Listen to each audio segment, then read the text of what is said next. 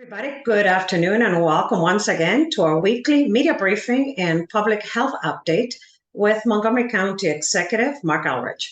I'm Lorna Virgili, Hispanic Public Information Officer, and joining us today is Dr. James Bridgers, who is the Chief of Public Health Services, as well as Mr. Sean O'Donnell, Program Administrator, Public Health, Emergency Preparedness and Response for the Department of Health and Human Services.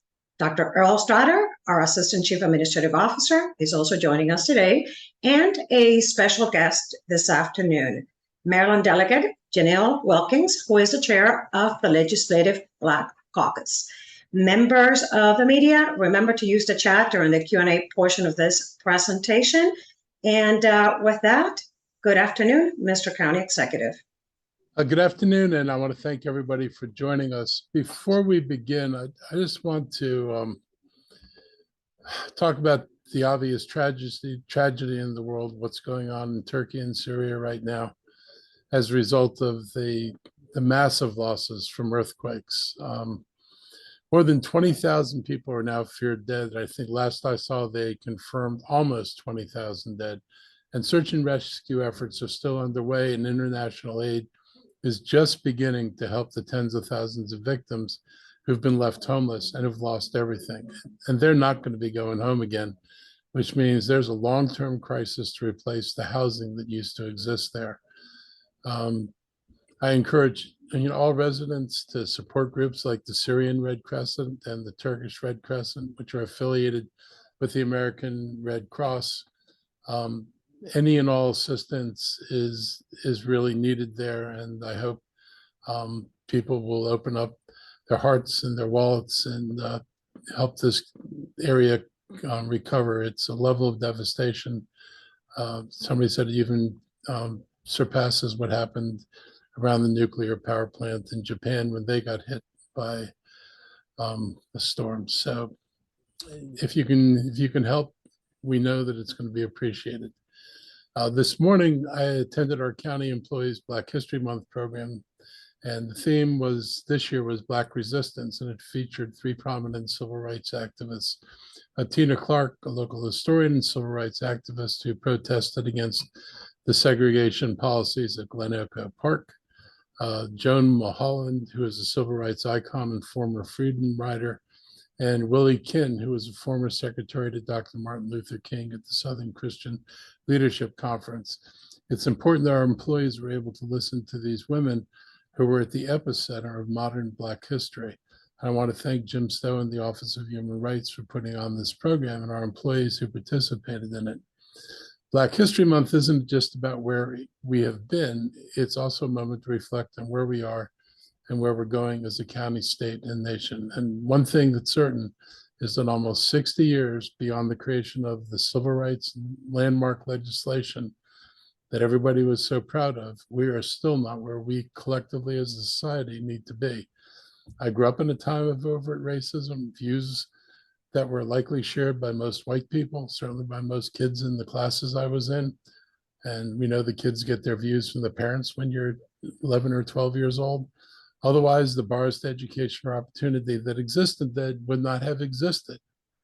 If that wasn't sanctioned by the community, we would have dismantled this a long time ago.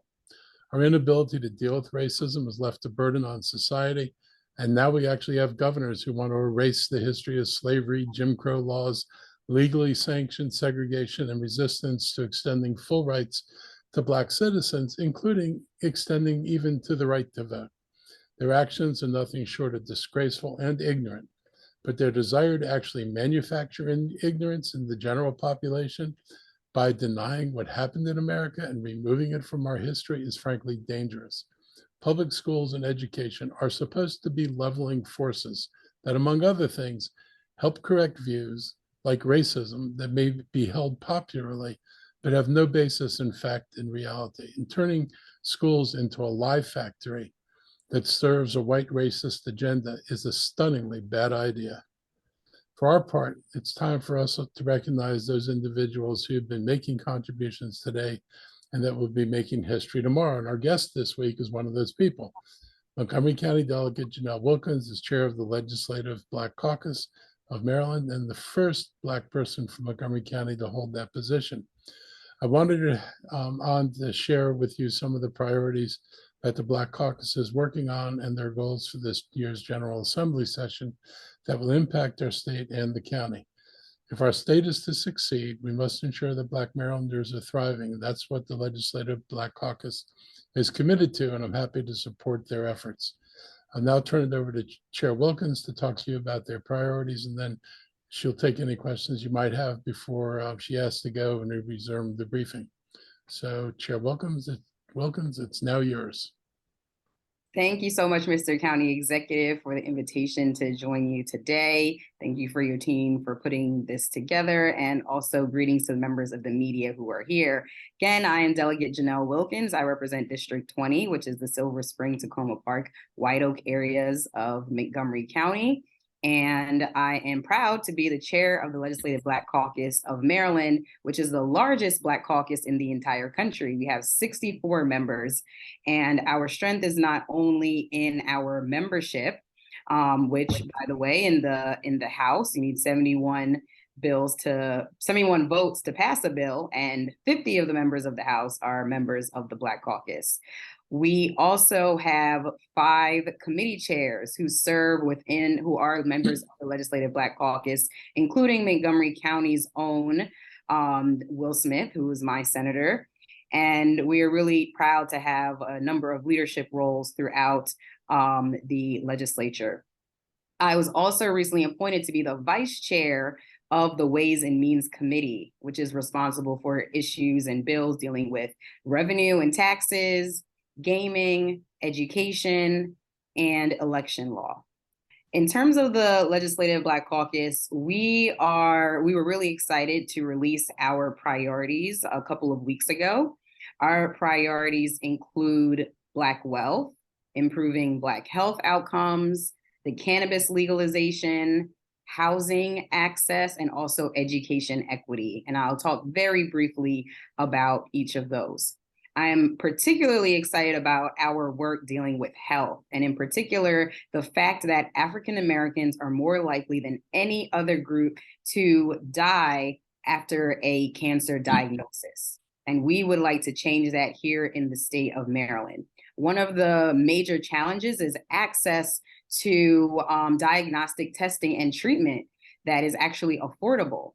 And two of our bills are going to ensure that not only will the screenings be free, but that there are no or very few cost barriers when it comes to accessing follow-up tests. It's one thing to say that someone can come in and get screened. It's another thing for them to have access, if there's an abnormality, to be able to have those follow-ups. And so our work around cancer disparities and health will be really life-saving this legislative session.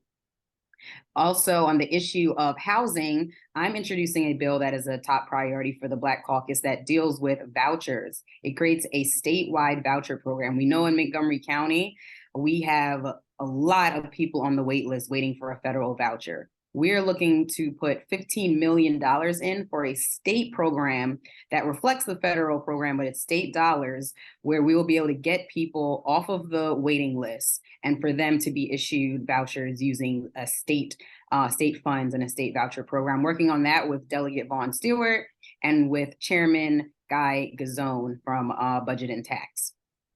On the issue of building wealth, we want to protect our MBE programs, our minority businesses, and support them to be able to be successful. There are a number of programs that are going to be just naturally repealed because they have an end date on them. And we're looking to make sure that those programs continue. We are working very aggressively with our former county executive, Ike Leggett, who's a part of the accountability board under the blueprint when it comes to education, to ensure that the blueprint is implemented with oversight and fidelity, but also to support the governor's effort around teacher shortages and recruiting diverse teachers when it comes to our workforce. And you know that's an important issue for Montgomery County as well.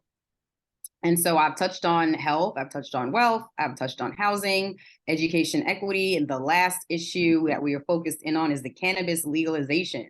On Friday, an 88-page bill was dropped, which is sponsored by several members of the Black Caucus in the House and the Senate.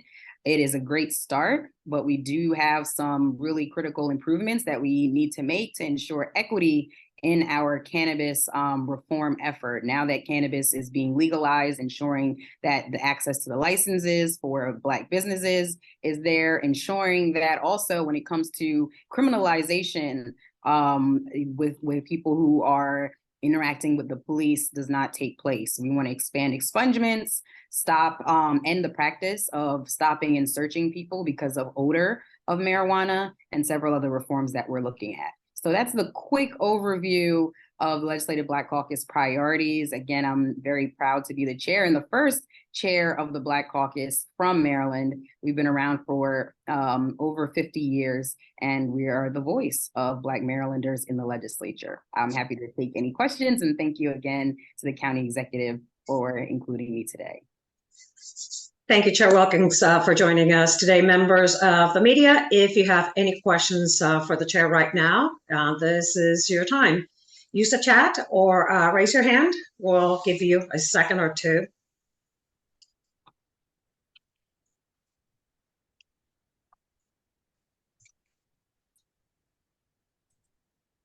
Sorry, Lorna, can I jump in here? Yes, go ahead. Steve Bonnell, Moco 360. Good afternoon, Steve. Good afternoon. Delegate Wilkins, glad to speak with you again. I just want to talk more about the state voucher bill that you mentioned. I apologize, I'll read the bill shortly, but the 15 million, I guess just to start off, can you just take me through how you landed at that number as an upfront investment kind of to get to people who need this? If that makes sense. Sure.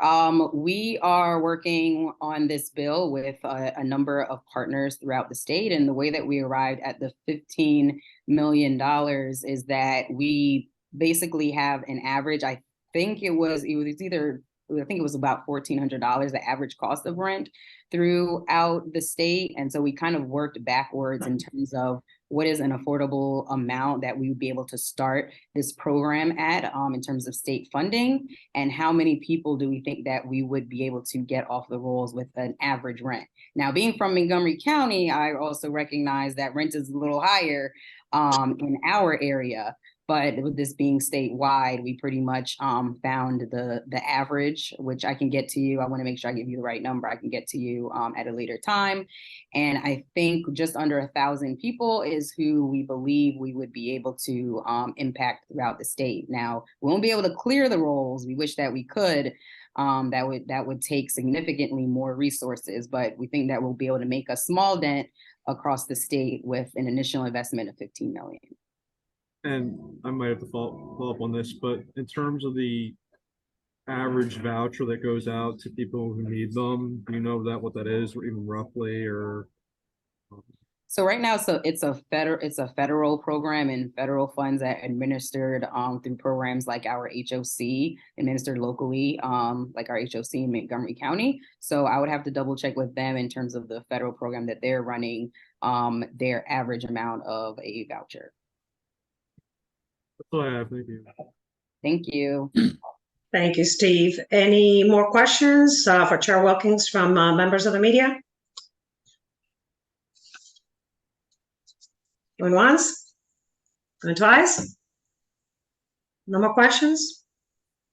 Thank you, Chair Wilkins, for joining us this afternoon, and we'll see you next time.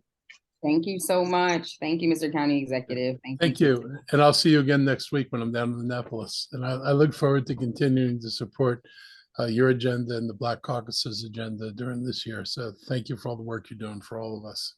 Thank you. Have a good one. Thank you. So speaking of the General Assembly session, yesterday I was in Annapolis and I was testifying in front of the Senate Budget and Taxation Committee on property tax changes, and pushing for the kind of, these are income tax changes, pushing for the kind of reforms that will help us build a stronger Maryland. And at the core of this is some pretty simple legislation. Montgomery County, I think, as most of you know, you pay as county tax on top of the state tax. And it used to be progressive. And then 20 years ago, Montgomery County wound up with a flat rate, and we're at 3.2%, and we're at the top of that rate. And it causes some problems because the legislature last year passed a bill that allowed counties to introduce progressivity by having brackets inside the 3.2. So some groups at lower incomes could be taxed at a lower rate, but it would not be revenue neutral in the 8 counties that are at the maximum rate of 3.2%. So you couldn't be progressive without actually losing revenue, which is not something the county is in a position to be able to do.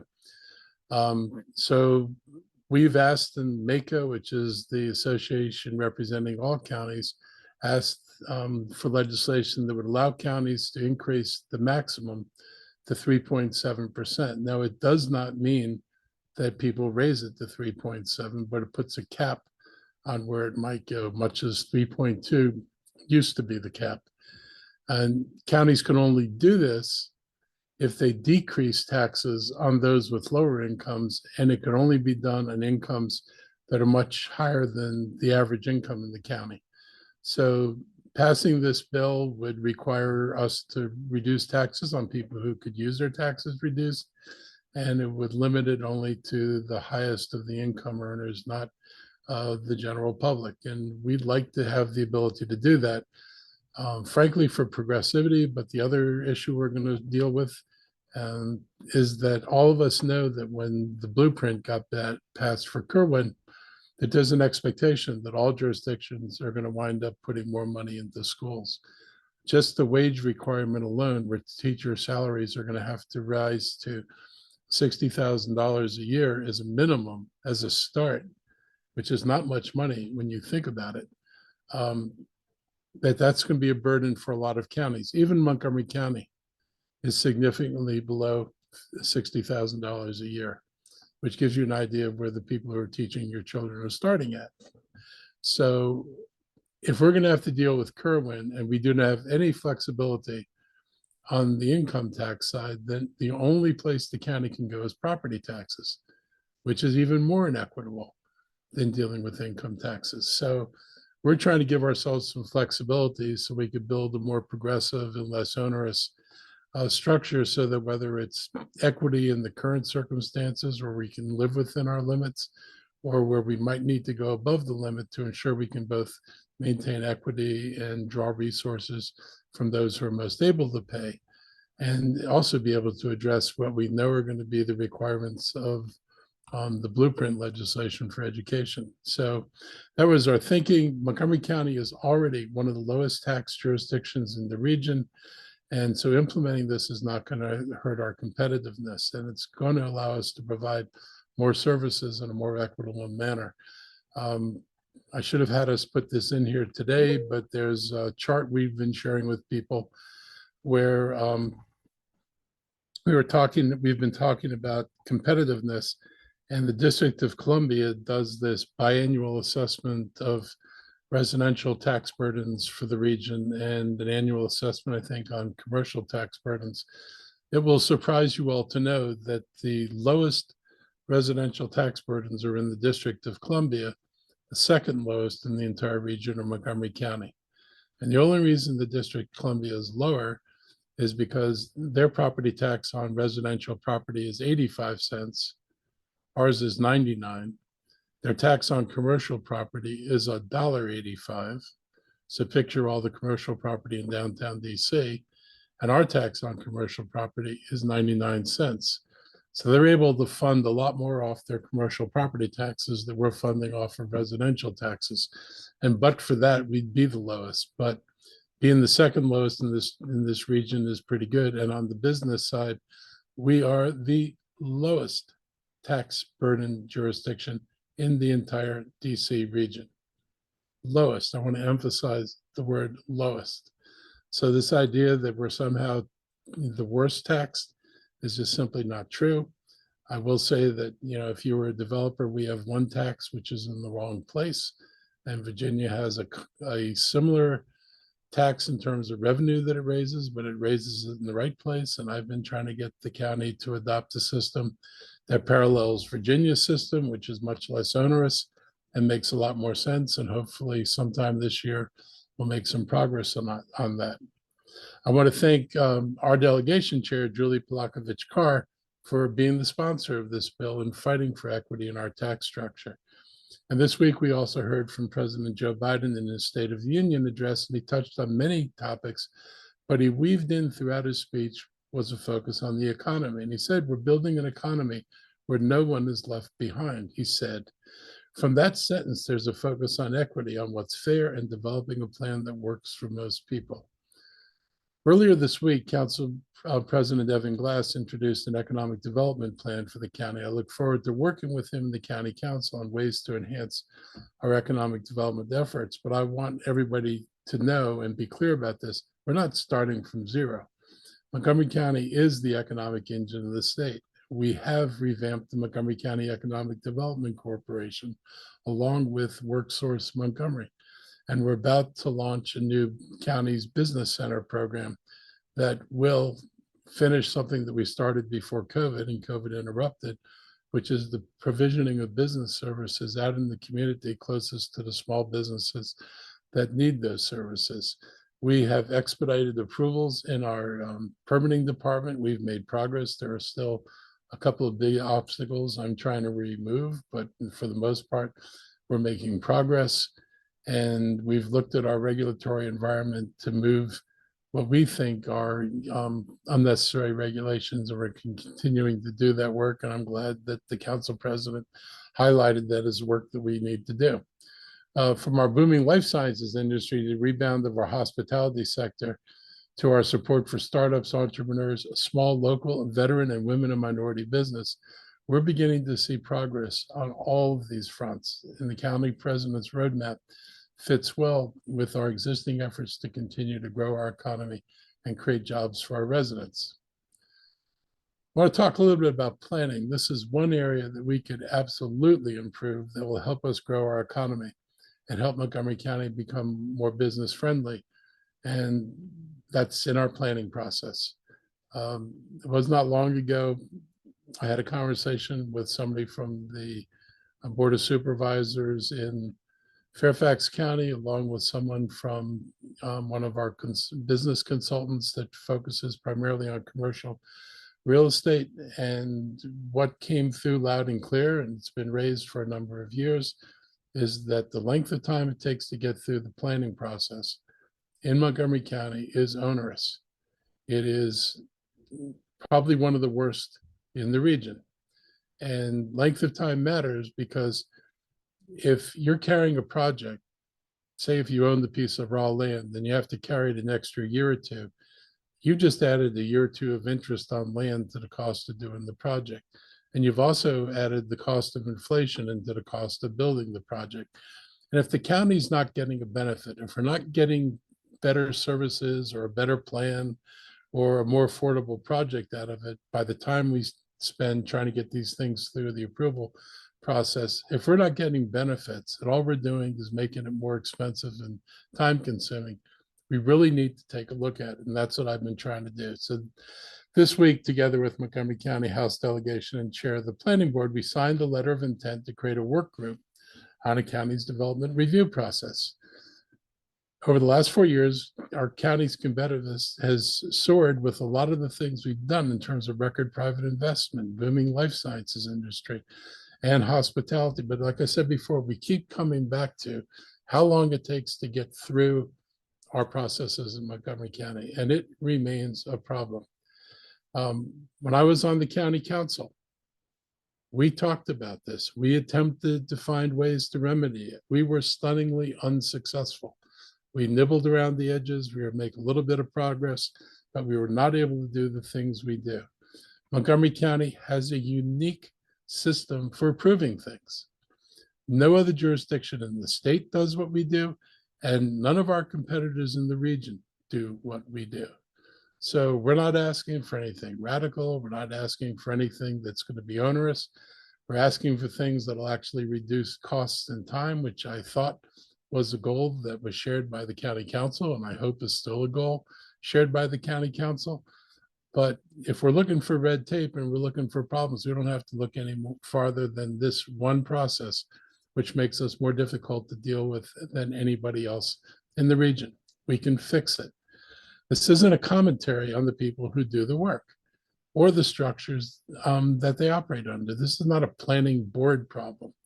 It's just simply the fact the way the institution evolved and the way authorities were parsed out that changed the nature of what Montgomery County does to something very different from what other people do.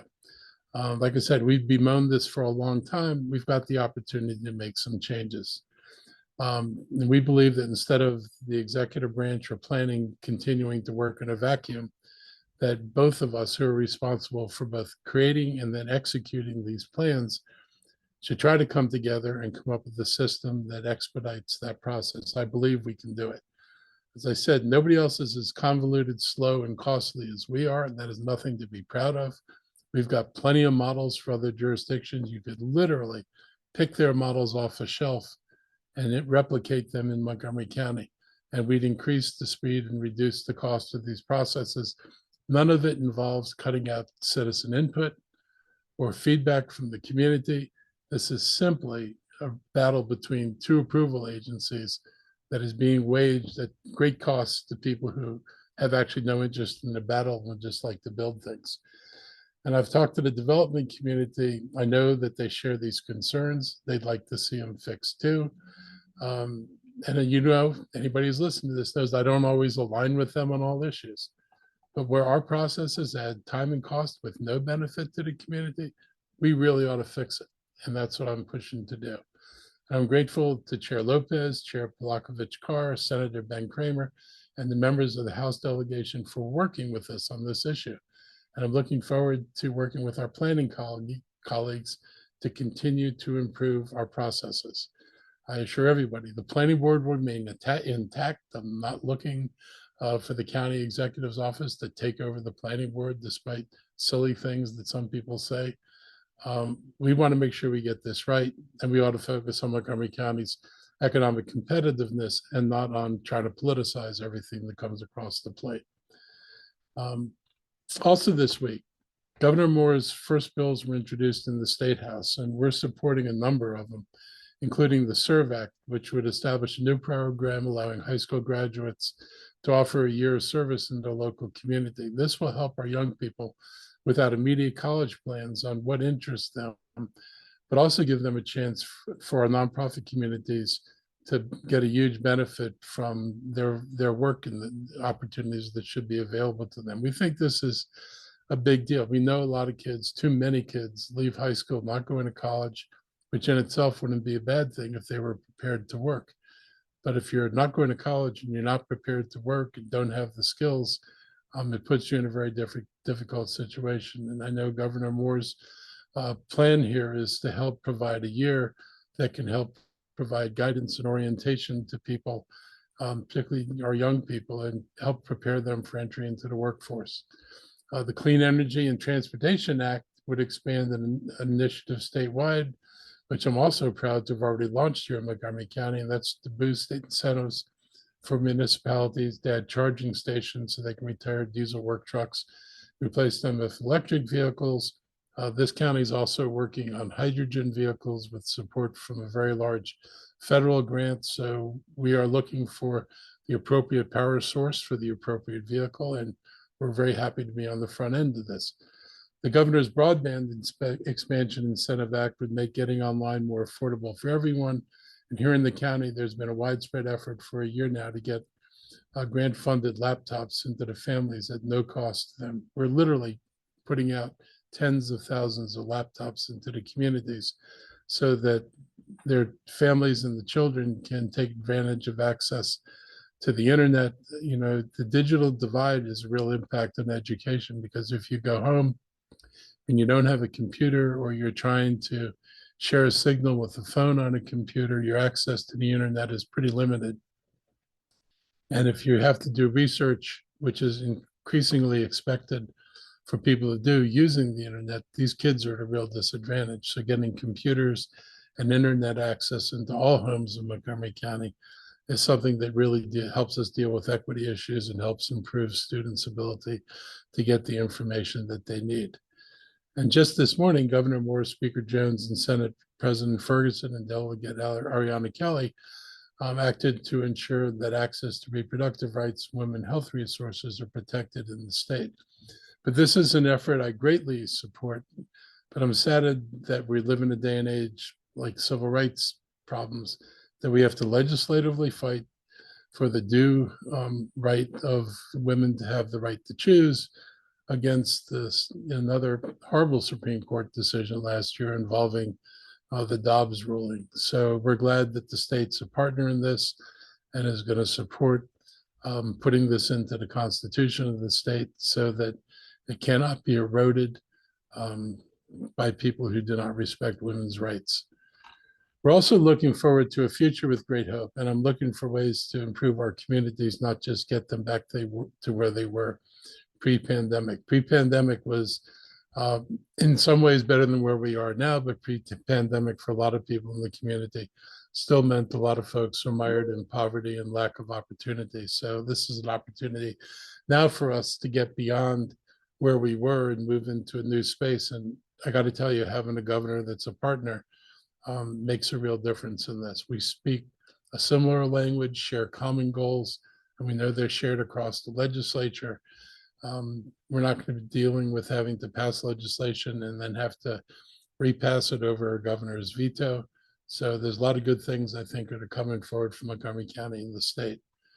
This week, I met with Senator Ben Cardin about several important issues, including transportation issues around WMATA safety and our county's growing bus rapid transit program.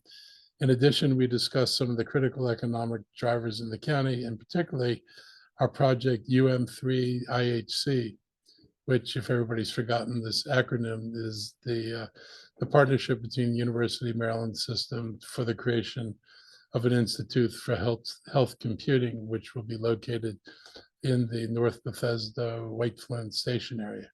And it's going to allow us to work with the University of Maryland. And there's a real focus on using artificial intelligence to reduce health disparities, as well as using artificial intelligence to advance drug discovery and treatments. We also discussed the county's bid for the Advanced Research Projects Agency for Health, also known as ARPA-H. And together with the County Council and MCEDC, we're taking every step necessary to attract this important federal agency to the county, which would be an asset to the county, but more importantly, to the country. It's very likely the agency will have multiple homes, and we want Montgomery County to be one of the landing places for one of those homes. And we think the logic of this county kind of speaks for itself. We're number 4 in the nation in life sciences. When you look at the industry, we're number 2 in the nation. When you look at the workforce, headquartering ARPA-H in this critical life science hub where COVID vaccines were created, and frankly, where the DNA revolution originated, is going to allow us to provide the talent and growth for the country and for the world. So we're excited about potentially having a role to play in this, and optimistic about our chances to actually get ARPA-H. I appreciated the Senator's visit and his continued support and advocacy on the bills, laws, and issues that matter most to Montgomery County. As our state senior senator and senior member of the county's congressional delegation, his experience, as well as his position as chairman of the Small Business Subcommittee, is a great benefit to Montgomery County residents and businesses. As for our public health update this week, I'm going to start just talking about the problem of drug use, and particularly fentanyl use, and the increase of overdoses by adolescents. There have been 5 young people under the age of 21 who've died from overdoses since the start of the school year. One major reason is fentanyl. It's an illegal drug that's been in the community for several years now, and it's now being found in pill form, and it's being used in counterfeit pills as a substitute for prescription drugs. So in many cases, the kids don't even know what they're getting. They think they're buying one substance, but they shouldn't be buying, but the substance is actually laced with fentanyl. And it makes it easier to hide and easier to use, but worse than that, it's actually more dangerous than the pills they think they're using. And it's not good. The kids don't know what they're getting into, and we need to continue upgrade the amount of education and awareness that's built into the community and also with the students. The DEA's top administrator called fentanyl the single deadliest drug threat our nation's ever encountered. And while other pills offer a brief high, fentanyl has the power and potential to kill even a first-time user. One MCPD leader says youth overdoses year to year are up over more than 400%. So that's a significant increase. And there would be a lot more deaths were it not for Narcan. There are almost 40 deaths that were avoided by Narcan. And if we hadn't had that, and we're increasingly making it available, there would have even been more loss of life. So we're fighting this, and we know the community is engaged and the school system's engaged. We encourage everybody to pay attention to what you see out there. And frankly, if you're a kid and you know somebody who's dealing fentanyl, let us know. Your immunity, your privacy is always going to be respected. But this is really killing people. And if you know somebody who's putting this substance in the hands of children, we need to know about it. So please help us. I want to thank Councilmember Gabe Albernos for creating a PSA in Spanish about the dangers of fentanyl. And over the past weeks, we've heard from many of our Latino families that they need more information and resources about it.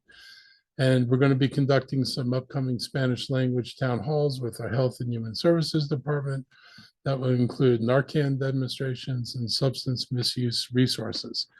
MCPS and Montgomery County Goes Purple are also planning their next community forum. We want anyone at any age in any community in our county who's dealing with drug addiction and misuse to contact the Montgomery County Crisis Center. It's open 24 hours a day, 7 days a week. And the phone number is 240-777-4000. And I just want you to know that we're looking in the next budget to find ways to expand health services and mental health services into the community. As far as COVID goes, these briefings will thankfully be getting shorter as this continues to evolve, hopefully in the direction it's going now. We're seeing an upside of dealing with an early flu season. Cases have dropped significantly now from the flu, which has a positive impact on COVID-19 status in our hospitals, which is a long way of saying hospital occupancy is going down. And that's one of the indicators that we have in terms of evaluating how dangerous the situation is with COVID. COVID sends more people to the hospital, but flu was an unnecessary additive, as was RSV. So having to deal with all three at the same time has created a lot of stress. COVID community level now is low, with hospitalizations and cases both declining overall. And that eases the stress on the hospitals that went through 2 months in alert or warning mode.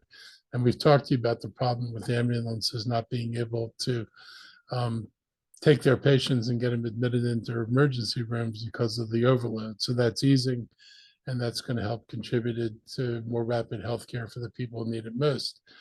We're going to remain vigilant in our approach. There are no new variants spreading through the community with anything appearing to be a threat right now. So we've got the cases that we've got the variants that we have, but nothing on the horizon immediately anyway appears to be another threat like XBB was. So getting the best bivalent booster is still the best way to protect yourself from serious illness. There's a real difference in who gets sick and how sick you get between those who are boosted and those who aren't. We only have 34% of the eligible county residents who've received the bivalent booster. And these numbers are even lower when it comes to younger adults and those in our Black and Latino communities. And right now, our bivalent booster rates are a third of what they were at the beginning of December, and they're decreasing. So we're still encouraging people to get boosted. Over the last 3 months, COVID has been over 850% more deadly than the flu. There are people out there who want you to believe, oh, it's just like the flu now. 850% more deadly is not just like the flu. It's different from the flu.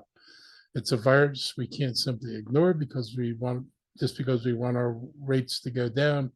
And just because our rates are going down it's still not where we need to be.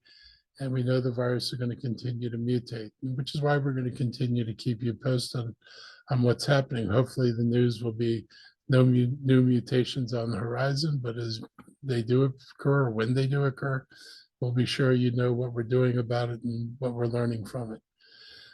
As we prepare our 24 budget, we're looking closely what we're going to need financially to deal with COVID with less help from the federal government. I know we all have heard that they plan on ending the federal involvement at any degree like it is today in May.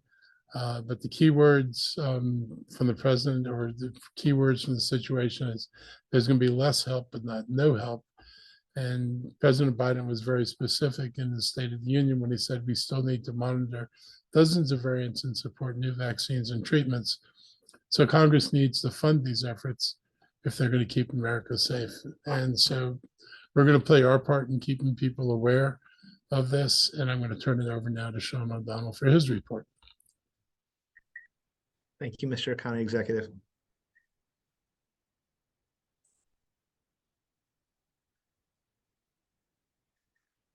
So I'll try to be brief here, as the county executive has shared a lot of encouraging news from across the COVID and respiratory disease front.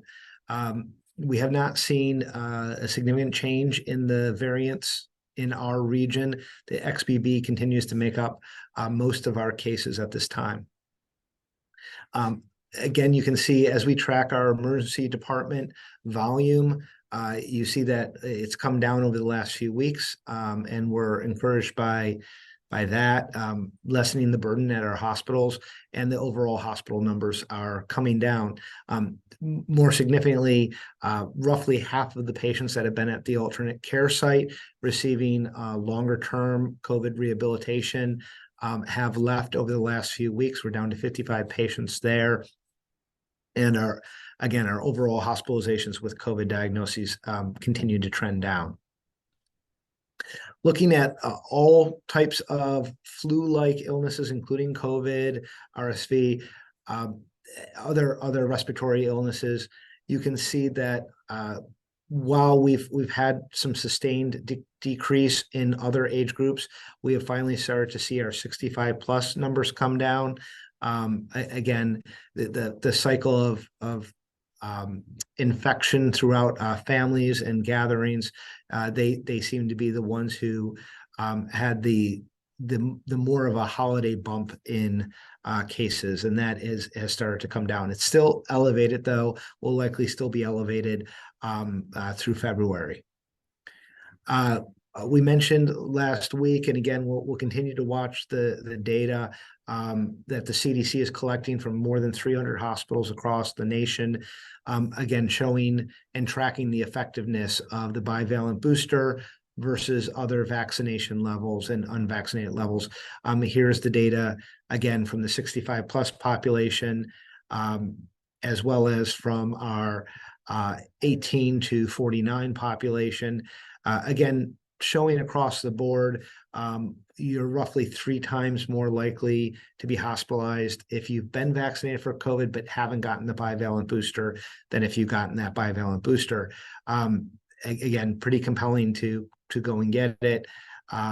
As our county executive pointed out, our bivalent booster rates, that's the lower right, significantly lower than our initial vaccination rates, which are above, and unfortunately showing even greater disparities than we experience with other vaccinations, especially at the lower age groups. And this is why we're trying to illustrate that those risks, even though the risk of hospitalization is lower for the younger people, it's still significantly elevated over those people who got a bivalent booster. So we're not just recommending these for our seniors, we're recommending the bivalent booster for everyone.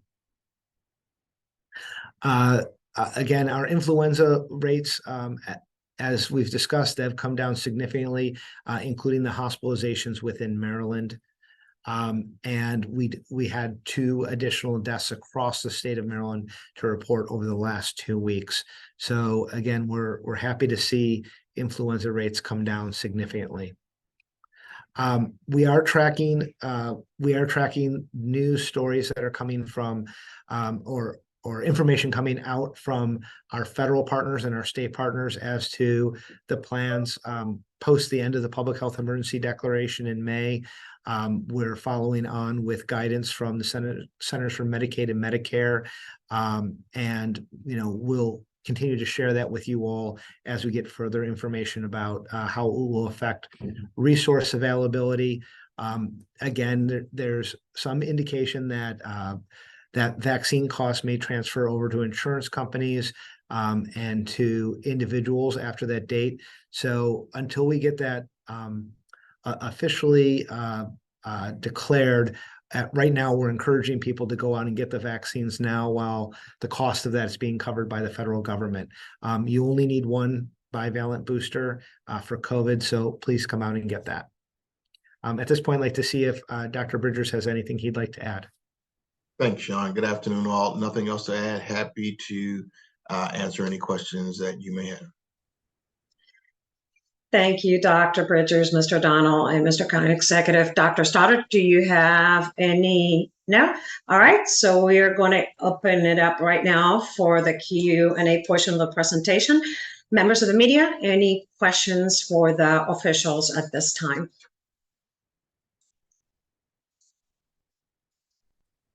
Sorry, Lorna, can I jump in again? Yes, go ahead, Steve Bonnell, Moco 360.